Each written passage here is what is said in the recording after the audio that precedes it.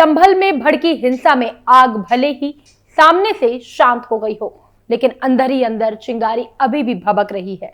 जहां एक तरफ हिंसा के बाद सरकार और प्रशासन पर सवाल खड़े किए जा रहे हैं, वहीं दूसरी तरफ यूपी पुलिस भी तगड़े एक्शन मोड में नजर आ रही है।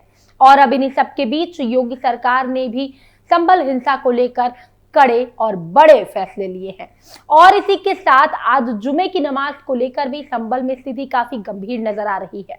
इन सभी के बीच स्थिति को नियंत्रण में रखने के लिए उत्तर प्रदेश पुलिस ने भी पुख्ता इंतजाम किए हैं, लेकिन इस मुद्दे को लेकर देश में जमकर राजनीति भी की जा रही है।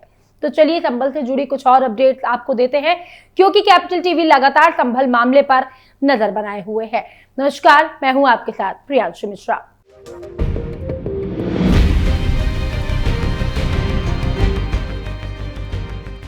24 नवंबर की सुबह संभल की शाही जामा मस्जिद का सर्वे किया गया था। पुलिस का कहना है कि इस दौरान मस्जिद के पास अराजक तत्वों ने सर्वे टीम पर पथराव कर दिया। देखते ही देखते माहौल बिगड़ता चला गया।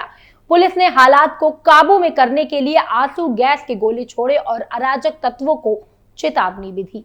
हिंसा के दौरान कई लोगों की मौत भी हो गई। पुलिस प्रशासन पर यह आरोप लगाया जा रहा है कि उन्होंने सिर्फ आंसू गैस के गोले ही नहीं बल्कि फायरिंग भी की, लेकिन पुलिस प्रशासन इस बात को नकार रही है।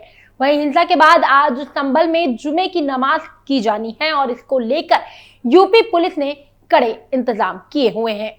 संभल में सुरक्षा बलों ने किया फ्लैग मार्च, नमाज के मद्देनजर कड़ी सुरक्षा। संभल में आज जुमे की नमाज को लेकर सुरक्षा के भारी इंतजाम है। जुमे से एक दिन पहले गुरुवार को शाही जामा मस्जिद के पास के इलाकों में सुरक्षा बलों ने फ्लैग मार्च किया। अधिकारियों ने कहा कि अप्रिय घटनाओं को रोकने के लिए कड़ी सुरक्षा व्यवस्था की गई है। इसके अलावा मामले में शुक्रवार को अदालत की सुनवाई के कारण भी सुरक्षा को और पुख्ता कर दिया गया है। चप्पे चप्पे पर सुरक्षा कर्मी तैनात कर दिए गए हैं। किसी भी अप्रिय स्थिति से निपटने के लिए पुलिस पूरी तरह से तैयार नजर आ रही है। वहीं अतिरिक्त पुलिस अधीक्षक के नेतृत्व में पुलिस की टीमों ने व्यस्त बाजारों में भी मार्च किया, जो गुरुवार को आंशिक रूप से फिर से खुल गए। वहीं पुलिस ने जुमे की नमाज से पहले गुरुवार को संभल में शाही जामा मस्जिद के पास फ्लैग मार्च किया। हाल ही में हुए हिंसा के बाद सुरक्षा सुनिश्चित करने के लिए ऐसा किया गया। अतिरिक्त पुलिस अधीक्षक ने आंशिक रूप से फिर से खुले बाजारों में भी मार्च का नेतृत्व किया। उत्तर प्रदेश के संभल में शाही जामा मस्जिद के सर्वे को लेकर हुई हिंसा के बाद आज जुमे की नमाज होनी है और इसके साथ ही कोर्ट में सुनवाई भी है, जिसको लेकर पुलिस ने इलाके में हाई अलर्ट जारी कर दिया है। जुमे की नमाज और कोर्ट में सुनवाई को देखते हुए सुरक्षा के कड़े इंतजाम किए गए हैं। संवेदनशील इलाकों पर खास नजर रखी जा रही है। कानून व्यवस्था बनाए रखने के लिए पुलिस प्रशासन की पूरी टीम सतर्क है। संभल में आज जुमे की नमाज को देखते हुए पुलिस अधिकारियों के साथ 70 जिला मजिस्ट्रेट भी तैनात किए गए हैं। ये अधिकारी पुलिस द्वारा चिन्हित जगहों पर तैनात रहेंगे। इसके साथ ही लोगों से शांतिपूर्वक मस्जिद में जुमे की नमाज पढ़ने की अपील भी की गई है और साथ ही बाहरी लोगों के मस्जिद में आने की मनाही है। सुरक्षा को देखते हुए पूरे इलाके में भारी पुलिस बल तैनात कर दिया गया है। संवेदनशील इलाकों पर पैनी नजर, अब तक 50 लोग हुए गिरफ्तार। इसके साथ ही इलाके में भारतीय न्यायिक संहिता की धारा 163 लागू कर दी गई है, जिसके बाद इलाके में 4 से अधिक लोगों के इकट्ठा होने पर पाबंदी है। इसके साथ इंटरनेट की सेवाएं अस्थायी रूप से अभी तक बंद है। जामा मस्जिद के बाहर नमाज की अनुमति नहीं, केवल मस्जिद के अंदर ही इबादत की अनुमति दी गई है। इसके साथ ही मस्जिद में आने वाले लोगों पर भी पुलिस की नजर होगी। जामा मस्जिद के अंदर केवल स्थानीय लोगों को प्रवेश करने की अनुमति दी जाएगी। बाहरी लोगों के प्रवेश पर पाबंदी है। सभी दरवाजे पर मेटल डिटेक्टर लगाए गए हैं, जिससे हर एक व्यक्ति की स्कैनिंग की जाएगी और उसके बाद ही उसे अंदर भेजा जाएगा। जुमे की नमाज को देखते हुए पुलिस कर्मियों को बड़ी संख्या में छतों पर तैनात किया गया है। पुलिस ने लोगों से शांति बनाए रखने की अपील की है और साथ ही चेतावनी दी है कि असामाजिक तत्वों को बख्शा नहीं जाएगा।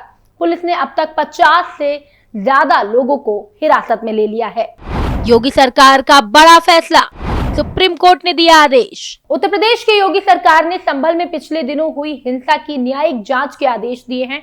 राज्य के गृह विभाग के आदेश के अनुसार हाई कोर्ट के रिटायर्ड जज देवेंद्र कुमार अरोड़ा की अध्यक्षता में 3 सदस्यीय समिति को मामले की जांच का जिम्मा सौंपा गया है। समिति के 2 अन्य सदस्य सेवानिवृत्त IAS अधिकारी अमित मोहन प्रसाद और पूर्व IPS अधिकारी अरविंद कुमार जैन हैं। समिति को 2 महीने के भीतर रिपोर्ट देने को कहा गया है। समिति के गठन का आदेश उत्तर प्रदेश के गृह विभाग द्वारा गुरुवार को जारी किया गया था। इसमें कहा गया कि माननीय न्यायालय द्वारा जामा मस्जिद बनाम हरिहर मंदिर विवाद में आदेशित सर्वे के दौरान दिनांक 24 नवंबर 2024 को हुई हिंसक घटना कोई पूर्व नियोजित षड्यंत्र थी अथवा एक सामान्य आपराधिक वारदात जिसके कारण तमाम पुलिसकर्मी चोटिल हुए, 4 व्यक्तियों की मौत हुई एवं संपत्ति का भी नुकसान हुआ कि जनहित में जांच आवश्यक है। सुप्रीम कोर्ट ने आज उत्तर प्रदेश के संभल की शाही जामा मस्जिद में हुई हिंसा के मामले पर सुनवाई की। CJI संजीव खन्ना की बेंच ने जिला अदालत के सर्वे के आदेश पर अंतरिम रोक लगा दी है। संभल में मस्जिद या मंदिर, इस पर सुनवाई के लिए सुप्रीम कोर्ट ने मुस्लिम पक्ष को इलाहाबाद हाई कोर्ट जाने के लिए कहा।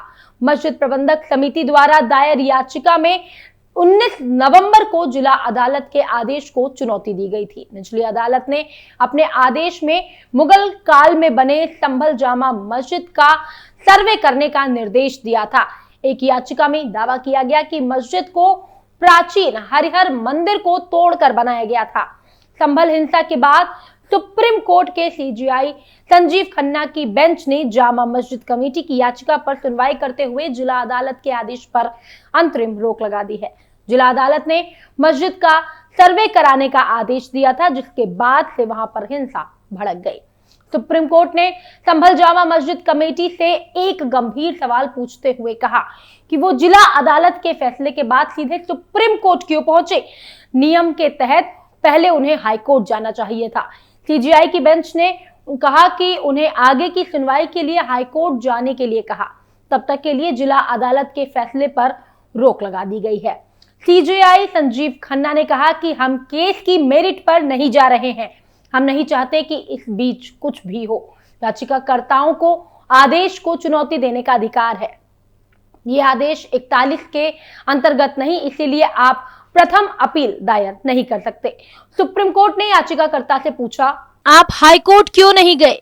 मुस्लिम पक्ष ने CJI संजीव खन्ना से कहा कि ये असाधारण मामला है, इसीलिए अदालत असाधारण कदम उठाए। निचली अदालत के सर्वे के आदेश को दी गई थी चुनौती। निचली अदालत के फैसले पर तुरंत रोक लगाने की मांग की गई थी। ओम प्रकाश राजभर ने लगाए गंभीर आरोप। संभल हिंसा को बताया 2 मुस्लिम जातियों की लड़ाई। उत्तर प्रदेश के संभल में हुई हिंसा को लेकर यूपी सरकार के मंत्री और भाजपा प्रमुख ओम प्रकाश राजभर ने भी बड़ा बयान दिया है। उन्होंने इस हिंसा को मुस्लिमों की 2 जातियों की लड़ाई बताया है।